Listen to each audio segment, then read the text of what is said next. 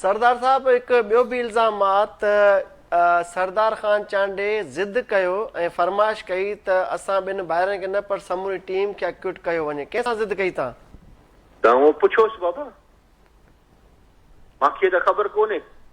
मूंखे को पुछा कंदो त उन महिल बि मां चवंदुमि बाबा कोर्ट जे जज साहिबनि खां वञी पुछा कयो, असांखे कहिड़ी ख़बर त छा ॻाल्हायूं।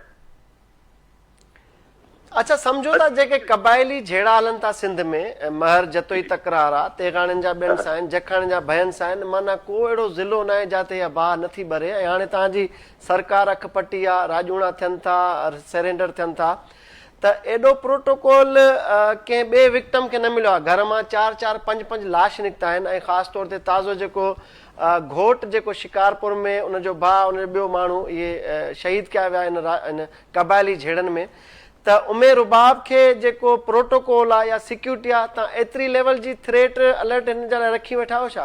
मुंहिंजा साईं तव्हांखे मां हिकिड़ो अर्ज़ु रखां, सॼे पाकिस्तान में नुक़सान माण्हुनि जा थिया आहिनि मुंहिंजा पा, घणनि ई माण्हुनि जा थिया आहिनि, वॾनि माण्हुनि जा बि थिया आहिनि, नंढनि माण्हुनि जा बि थिया आहिनि, ग़रीब गुरबे जा बि थिया आहिनि। उहो त सभिनि खे इहा शइ करणु खपे। हिन अदी खे ॿुधायो त इन 8 सालनि में दादा कंहिं दरवाज़े ते खड़काए चयो त बाबा मां तूं फलाणी तोखे हीअं कंदासीं, बंदूक खणी तूं कंहिं 8 सालनि में कंहिं दरवाज़े ते बि टकाव कयो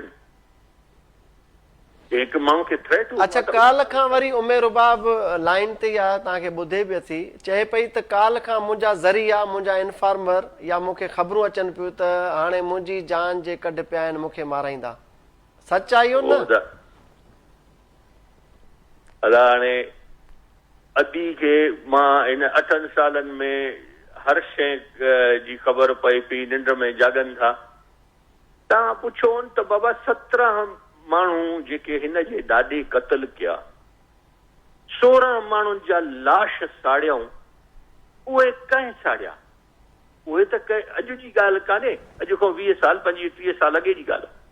उहे काॾे विया? उन लाशनि खे जो साड़ण सां छा मिलियुनि?